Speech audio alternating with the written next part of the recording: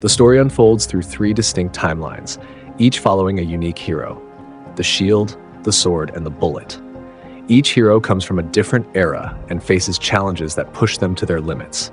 The battles they fight intertwine as they are drawn into the deadly game of survival, orchestrated by a far more formidable and alien force, the Predator. The Shield, Ursa's Tale, 841 AD. The story begins with Ursa, a formidable warrior woman leading her men on a fierce campaign against the Krevich tribe. Their goal is not gold, but a righteous war to eliminate their enemies who dare to stand against them. As Ursa leads her men into battle, her son, Anders, speaks of the riches they will acquire, but Ursa reminds him that their purpose is far greater than treasure.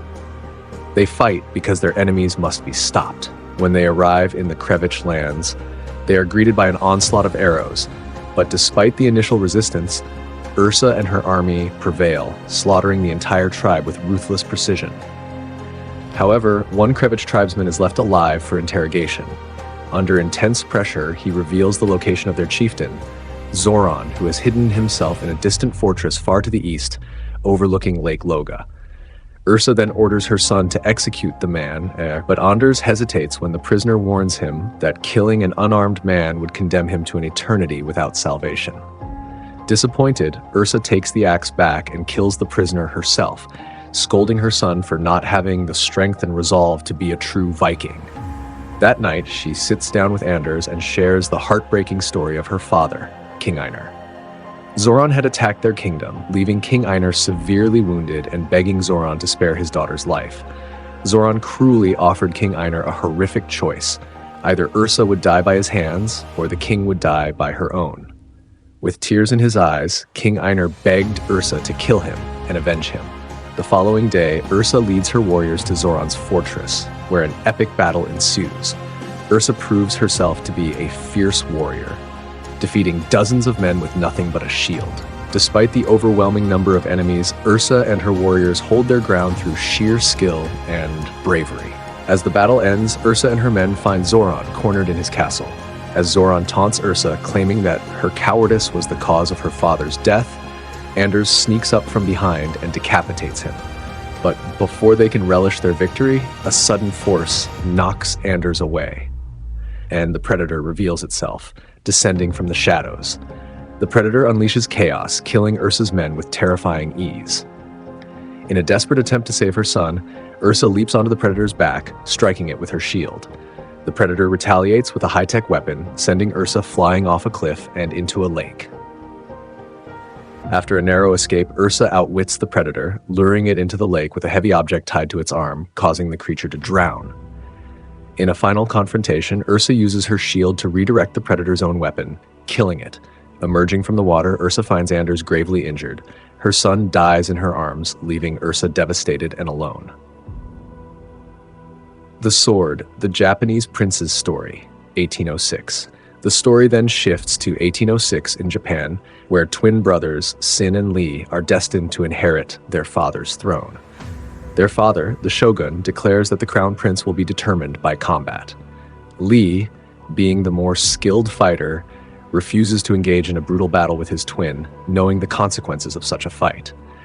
However, Sin, feeling the weight of his ambition, takes advantage of the moment and strikes Lee, leaving a scar on his brother's face. Sin is crowned as the new crown prince, while Lee, feeling betrayed, runs away in search of revenge. 20 years pass, and after the shogun's death, Sin ascends to the throne. As Lee hears the bell signaling his brother's coronation, he decides it is time to exact his revenge. Armed with his katana, he infiltrates the palace, silently killing guards as he makes his way towards Sin. However, things take a dark turn when one of the guards alerts the others. Lee releases a poisonous red gas, eliminating most of the guards, but it's too late to stop the inevitable confrontation between the two brothers. The fight between Lee and Sin is brutal, and although Lee is the superior fighter, Sin refuses to give in. After a long and grueling battle, Lee finally defeats Sin, leaving him with the same scar that Sin had given him all those years ago. Just as Lee is about to spare his brother, Sin falls to his death from the palace roof. Lee is filled with regret, blaming their father for the rift between them. Suddenly, a predator appears, attacking Lee as he is consumed by guilt. The Predator hunts Lee across the rooftops, and in an attempt to escape, Lee falls into the river below. There, he encounters his brother, who is miraculously still alive, but gravely wounded. Together, the brothers must face the Predator, working in tandem to survive. Despite their efforts, the Predator proves too powerful. Lee, ever the strategist, realizes that the Predator carries a bomb, and using his cunning, he steals the weapon, which ultimately injures the Predator. Lee and Sin work together, cutting the Predator to pieces until it is dead. Sin succumbs to his injuries, leaving Lee to mourn the death of his brother and the destruction caused by their father's choices. The Bullet, Miho's Journey, 1941. The third timeline takes us to 1941 in Florida, where Miho, a young mechanic, dreams of becoming a pilot. His father, disapproving of Miho's ambitions, mocks him for not even being able to fix a car engine. A year later, Miho proves himself as a mechanic, now repairing planes for the military. Miho strikes a deal with his superior, Vandy, promising to become a pilot if he can fix a seemingly impossible aircraft. When Miho fails to repair the plane, an explosion in the sky diverts their attention, and Miho soon learns that they are under attack, not by enemy forces, but by a predator. Miho witnesses the predator's deadly weapon, which targets plane engines, causing destruction from the sky. Miho warns Vandy of the danger, but the predator continues its assault, killing all the pilots except Miho and Vandy. Miho deduces that the predator targets the plane engines and they must shut them off to survive.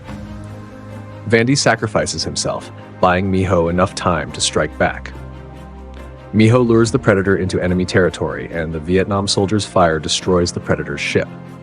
Months later, Miho returns to his mechanic job, but his life takes another turn when a massive predator ship appears in the sky and captures him. Miho awakens aboard the ship, where he meets Ursa and Lee, who have also faced the predator in their respective timelines. The three of them soon realize they are no longer on Earth, but on the Predator's homeworld. The Predator King emerges and orders them to fight to the death, promising that the sole survivor will face him. The prisoners are armed and forced to fight, but Miho, Ursa, and Lee refuse to play the Predator's game. They form an alliance, and together they battle a fearsome beast sent by the Predator King. Miho is swallowed by the creature, but from inside its belly, he finds a weapon and begins to attack it from within. Ursa and Lee fight the beast from the outside, and together they manage to kill it. Now, only Ursa and Lee remain in the arena. In a final act of defiance, Lee refuses to fight Ursa and drops his sword, urging her to join him in resisting the predators. Ursa follows suit, dropping her weapon as well. The Predator King prepares to kill them both, but Miho intervenes, using a remote to deactivate their collars. The three prisoners escape the arena and try to flee, but the Predator King intervenes, halting their escape. Together, they fight the Predator King, with Lee using his sword, Ursa defending with her shield, and Miho piloting the Predator King's ship. Ursa decides to sacrifice herself to give Miho and Lee the time they need to escape. The Predator King orders his soldiers to prepare for a hunt as they enter their ships and depart. As they fly away from the Predator homeworld, we can see Ursa and millions of imprisoned in pods, destined to be hunted by the predators. The movie ends, leaving the fate of these heroes uncertain as the predators continue their relentless hunt. Thank you for watching. Subscribe and hit the bell icon for more engaging movie recaps.